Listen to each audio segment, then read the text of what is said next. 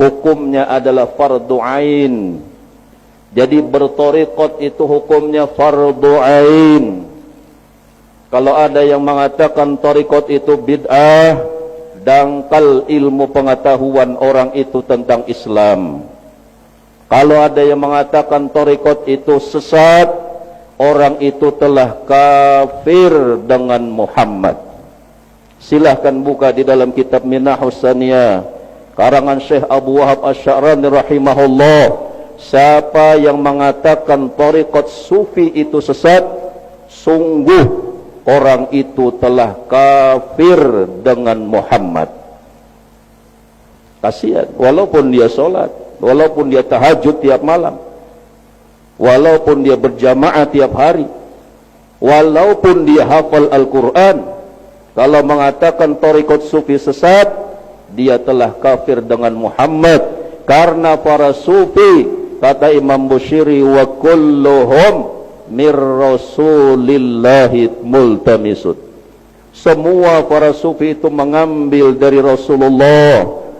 Tidak mungkin mereka membuat-buat sendiri amaliyah tersebut. Semua mereka mengambil dari Rasulullah. Ada yang mengambil satu cibuk air kemuliaan, ada yang satu ember mengambil air kemuliaan dari Rasulullah, ada yang mengambil satu baskom, ada yang mengambil satu telaga air kemuliaan dari Rasulullah.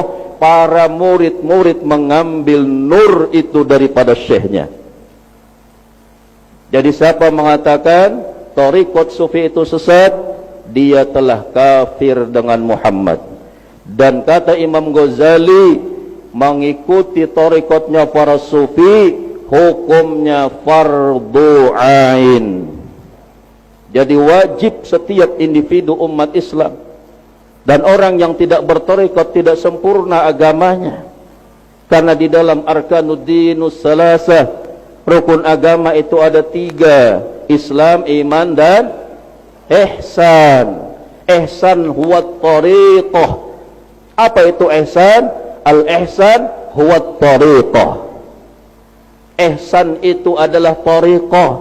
Bagaimana bisa dia mencapai maqam ihsan kalau dia tidak bisa membersihkan qalbunya daripada sifat mazmumah, takhalli, tahalli, tajal.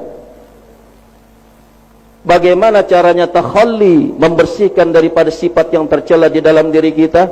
Silahkan kita buka seluruh kitab, walaupun 1000 kitab kita buka, semua hanya teori, bukan praktek yang langsung diajarkan oleh ahlinya. Takhalli, menghilangkan sifat-sifat yang tercela dalam diri kita, sombong, iri, dengki, ujub, takabur, riya, itu takhalli. Bagaimana menghilangkan itu?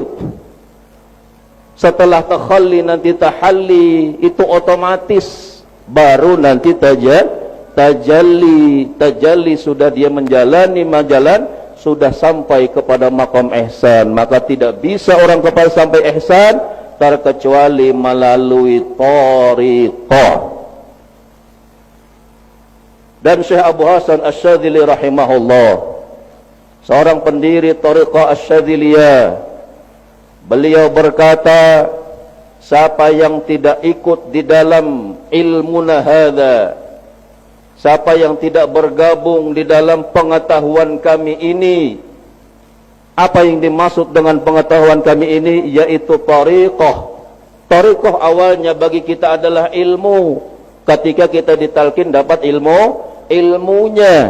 Bagaimana zikir yang tepat dan benar, bagaimana kita bisa mengingat Allah. Setelah dapat kita amalkan. Siapa yang tidak mengikuti bergabung pada pengetahuan kami ini tariqah, mata dia mati dalam keadaan menanggung dosa besar. Wa huwa la yash'ur, kata beliau, sedangkan dia tidak mengetahui bahwa dia telah menanggung noda dosa besar. Ini para aulia Allah yang berkata. Aulia Allah berkata itu bukan basa-basi.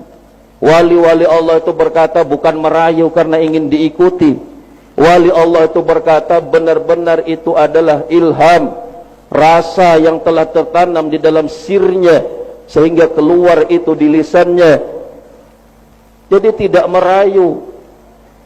Mereka mengatakan itu memang melalui spiritual perjalanannya. Sudah mereka menguji dengan bermacam-macam pengetahuan. Ternyata tidak ada yang bisa untuk membantu membersihkan hati terkecuali mengikuti thariqah sufiyah, jalannya para sufi.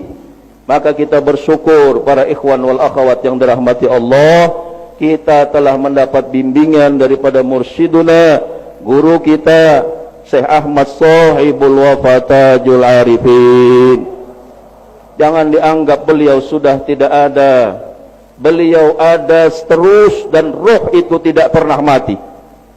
Roh itu tidak pernah mati. Yang mati hanya jasad seorang ulama besar di Kalimantan, Al-Arif Billah Syekh Muhammad Zaini bin Abdul Ghani, yang masih ada silsilah daripada Syekh Muhammad Arsyad Al-Banjari, seorang ulama besar penegak syariat bermadhab Syafi'i di Kalimantan. Beliau berguru di Mekah Al-Mukarramah dengan seorang ulama besar Syekh Muhammad Samman Al-Madani.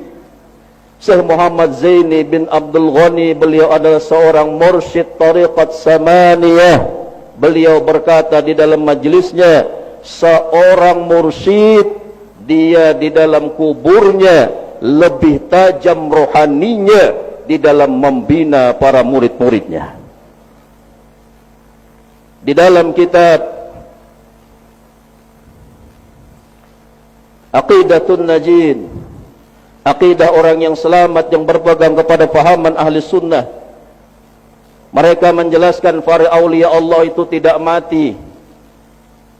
Wali-wali Allah itu tidak mati, bal yantaqiluna min darin ila dar, tetapi mereka hanya pindah dari satu negeri kepada negeri yang lain, dari alam nyata kepada alam yang tersembunyi, dan dia mendapat nikmat yang sempurna di dalam kuburnya seperti nikmat jasmani di dalam dunia. Itu dijelaskan di dalam kitab Aqidatun Najin. Nah, maka para ikhwan wal akhwat, pegang erat-erat, amalkan sungguh-sungguh apa yang telah kita dapat daripada Syekh Mursyid, guru kita Syekh Ahmad Shahibul Wafa Tajul Arifin.